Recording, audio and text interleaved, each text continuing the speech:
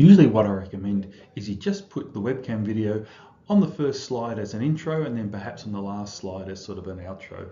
There's no particular need to have your face on the slide in every case. It does add some animation, which is useful, but sometimes it's distracting. What does a talking head add to the value of what's on there? Perhaps what you really want them to do is concentrate on what's on that particular slide and just use your voice instead. So that's often the approach I take. Another useful way to use Mix is to create voiceovers for your slides, but you also have a pen tool which allows you to highlight things. Now, if you're using something like a Surface Pro, you could actually draw on the screen and create quite detailed notes. If you're just using your standard PC, then you're using your mouse, which is a little bit clumsy, but it still allows you to highlight elements on the page. And the other advantage is that if you don't like it, you can just re-record this individual page, put a new voiceover and new text elements. The problem is you can't combine them. It's an all or nothing when you redo one slide, but you only have to do one slide. You don't have to re-record your entire presentation. Now, you may have heard of something called the Khan Academy.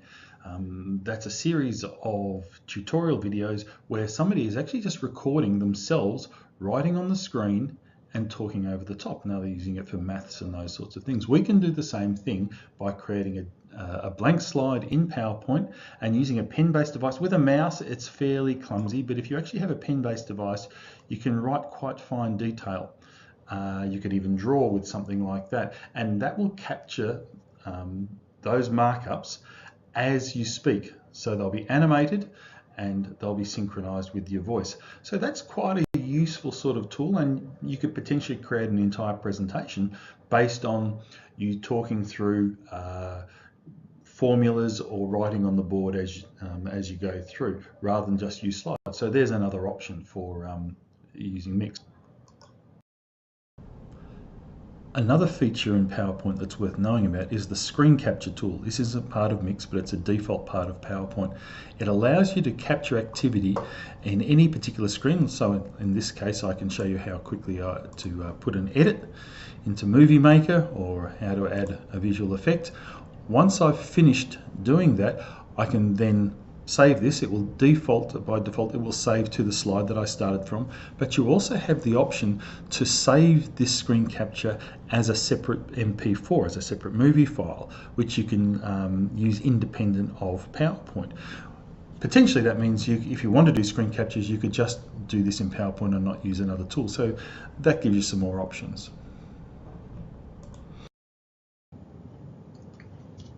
So here's my personalized outro. I did the video at the start, and now I'm doing one at the end to finish off, to summarize again, to personalize the presentation. In between, I just used audio and those other tools.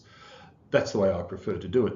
If you want more information on how to use Office Mix or how to use PowerPoint, then contact me. My email's there on the slide, or go to the Teaching and Learning intranet. We've got a range of resources there and we're increasing them all the time. We're working on resources on how to use webcams, and I'd recommend you have a look at those videos, and how to edit videos. We have a range of equipment you can borrow as well that'll help you along the way.